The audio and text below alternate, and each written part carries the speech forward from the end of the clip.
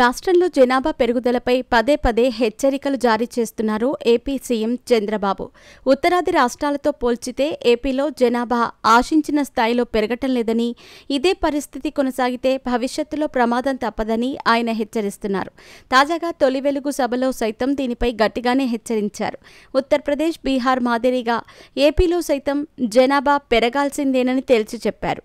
దీనికోసం గట్టిగానే కృషి చేస్తామని అన్నారు. అందులో భాగంగానే స్థానిక సంస్థల ఎన్నికల్లో 2 పిల్లలుంటేనే పోటీకి అర్హత విషయాన్ని ప్రస్తావించారు. జనాభా పెరుగుదలపై చంద్రబాబు మాట్లాడటం ఇదే తొలిసారి కాదు.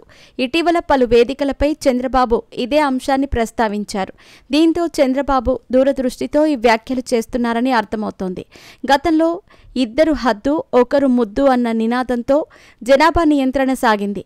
2 కంటే ఎక్కువగా పిల్లలుంటే స్థానిక సంస్థల్లో పోటీకి అనర్హులని తేల్చారు కూడా. అయితే ఇప్పుడు పరిస్థితులు మారాయి. జనాభా ఎక్కువగా ఉంటేనే అభివృద్ధి సాధ్యమన్న పరిస్థితి వచ్చింది. ముఖ్యంగా జనాభా నియంత్రణ కావటంతో పిల్లలు, యువత సంఖ్య తగ్గుముఖం పట్టింది. నడి వయస్కులతో పాటు వృద్ధుల సంఖ్య పెరిగింది. దీంతో ఉద్యోగ, ఉపాధి మార్గాలు తగ్గుముఖం పట్టాయి. వాటి ప్రభావం అభివృద్ధిపై పడింది. అందుకే ముఖ్యమంత్రి హోదాలో చంద్రబాబు పిల్లలను కనాలని పిలుపునివ్వటం కూడా ఆశ్చర్యం వేసింది. అయితే జనాభా పెరుగుదలతో అభివృద్ధి ముడిపడి ఉన్నందున సీఎం హోదాలో ఆయన ఈ వ్యాఖ్యలు తరచూ చేస్తున్నారు. ఉత్తరాది రాష్ట్రాలైన బీహార్, ఉత్తరప్రదేశ్లో జనాభా సంఖ్య అధిక సంఖ్యలో ఉంది. అక్కడ ఉద్యోగంతో పాటు ఉపాధి మార్గాలు కూడా పెరిగాయి. ప్రజల తలసరి ఆదాయం పెరిగింది. కేంద్ర ప్రభుత్వం నుంచి వచ్చే రాజ్యాంగబద్ధ నిధులు కూడా అధికంగా ఆ రాష్ట్రాలకు వస్తున్నాయి. ఒక కుటుంబ ఆదాయాన్ని పరిగణలోకి తీసుకొని తలసరి ఆదాయాన్ని లెక్కిస్తారు. అయితే ఈ విషయంలో ఆ 2 రాష్ట్రాలు ముందంజలో ఉన్నాయి. అందుకే చంద్రబాబు పదే పదే ఆ 2 రాష్ట్రాల ప్రస్తావన తీసుకొస్తున్నారు. వీలైనంత మందిని ఎక్కువగా కనాలని సూచిస్తూ ఉండటం విశేషం. మరోవైపు జనాభా పెరుగుదల కోసం ఏపీ ప్రభుత్వం సంచలన నిర్ణయం తీసుకుంది.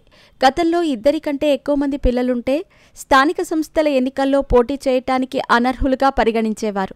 అయితే ఇప్పుడు జనాభా పెరుగుదలను ప్రోత్సహించేందుకు గాను ఏపీ ప్రభుత్వం ఆ నిబంధనను తొలగించింది. దీనికి సంబంధించిన చట్ట సవరణ బిల్లును కూడా ఏపీ శాసనసభ ఏకగ్రీవంగా ఆమోదించింది. కుటుంబ నియంత్రణ చర్యల్లో భాగంగా 1994లో ఈ నిబంధనను తీసుకొచ్చారు.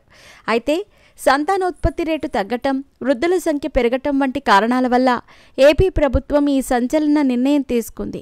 2001లో ఏపీలో సంతాన ఉత్పత్తి సామర్థ్యం రేటు 2.6% ఉంది. ప్రస్తుతం ఇది 1.5%కి తగ్గిపోయింది. అందుకే చంద్రబాబు పదే పదే ఈ హెచ్చరికలు జారీ చేస్తున్నారు. ఏపీలో జనాభా పెరుగుదలకు అవసరమైన అన్ని చర్యలు, ప్రోత్సాహకాలు పెడుతున్నారు.